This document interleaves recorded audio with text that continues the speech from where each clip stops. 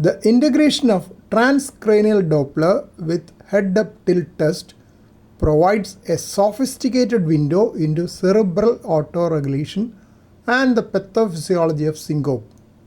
While a standard HUT test monitors systemic hemodynamics like heart rate and blood pressure, adding transcranial Doppler allows for the real-time assessment of cerebral blood flow velocity, often revealing changes that precede systemic hypotension. The primary goal of TCD-HUT integration is to differentiate between various types of orthostatic intolerance and to detect cerebral autoregulation failure. Systemic blood pressure is often a lagging indicator. TCD can detect a cerebral precursor to syncope where flow velocity drops despite relatively stable brachial blood pressure. The procedure involves continuous monitoring of the middle cerebral artery using a 2 MHz probe, typically secured with a headband to ensure a consistent insonation angle during the tilt. Baseline recorded in the supine position for 5 to 10 minutes. Tilt phase. The table is typically tilted to 60 to 70 degrees. Data points. Monitored parameters include peak systolic velocity, end diastolic velocity, and mean flow velocity. Integrating these two tools allows clinicians to categorize the orthostatic response based on cerebral hemodynamics. Vasovagal syncope often shows a progressive decline in end diastolic velocity and a rise in the pulsatility index before the actual faint. Pulsatility index is calculated as Pi is equal to peak systolic velocity minus end diastolic velocity whole divided by mean flow velocity.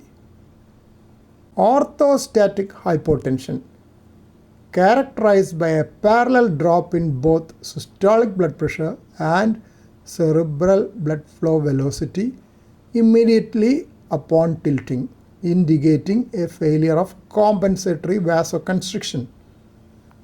Postural orthostatic tachycardia syndrome (POTS). Patients may show significant oscillations in cerebral blood flow velocity or a modest decrease in the mean flow velocity despite maintaining systemic blood pressure, suggesting a degree of cerebral hypocapnia or dysautoregulation. Advanced metrics. Cerebral vasomotor reactivity.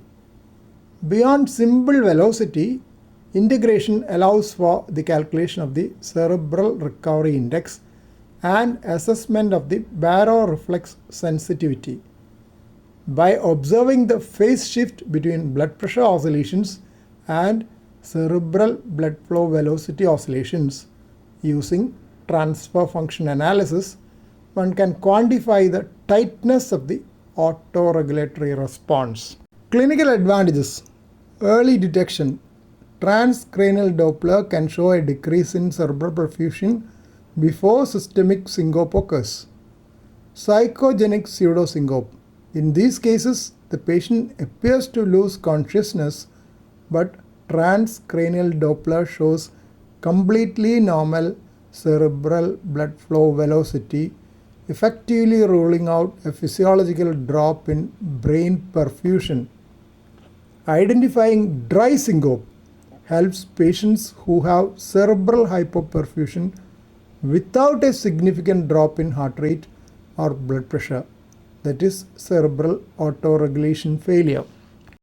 Here is a summary table comparing hemodynamic profiles in TCD-HUT in various conditions.